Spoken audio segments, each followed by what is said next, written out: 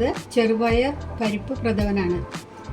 ചെറുപയർ 250 ഗ്രാം, ശർക്കര 250 ഗ്രാം, രണ്ടാം പാല് 2 കപ്പ്, ഒന്നാം പാല് 1 കപ്പ്, 1 സ്പൂണ് ചുക്കും ജീരകവും കൂടി പൊടിച്ച് വെച്ചത്, അണ്ടിപ്പരിപ്പും മുന്തിരിയും വറുത്ത് നെയ്യിൽ വറുത്തത്, ചോക്ക വറുത്തിട്ടുള്ള പരിപ്പാണിത്.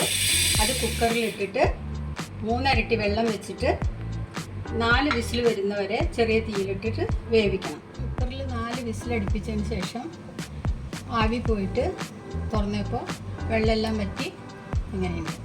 പിന്നെ അതിൽ ശർക്കര പൊടി, കല്ലും മണ്ണൊന്നും ഇല്ലാത്ത ശർക്കരയുടെ പൊടിയാണത്.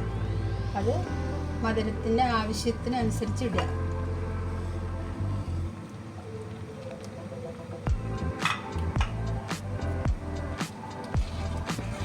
ശർക്കര ഉരുകിയതിന് ശേഷം നല്ല ഉരുകിയതിന് ശേഷം രണ്ടാം പാൽ ഒഴിക്കുക. ഉരുകി യോജിച്ച ശേഷം 2 കപ്പ് രണ്ടാം പാൽ ഒഴിക്കുക.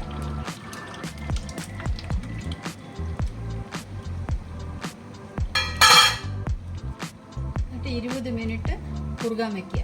തിളപ്പിച്ചിട്ട് 20 മിനിറ്റ് നന്നായി കുറുകിയതിന് ശേഷം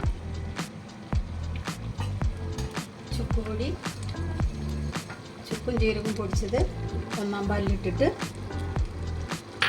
കട്ടയില്ലാതെ ഇളക്കിയിട്ട്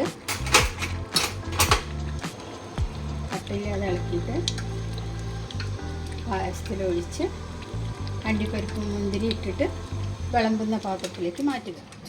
ചുക്കും ജീരകവും പൊടിച്ചത് നല്ല ഇളക്കി യോജിപ്പിച്ച് പായസത്തിലേക്ക് ഒഴിച്ച്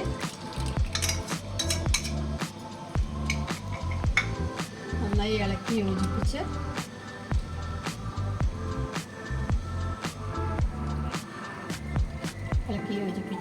അണ്ടിപ്പരിപ്പും മുന്തിരിയും ഇട്ടിട്ട്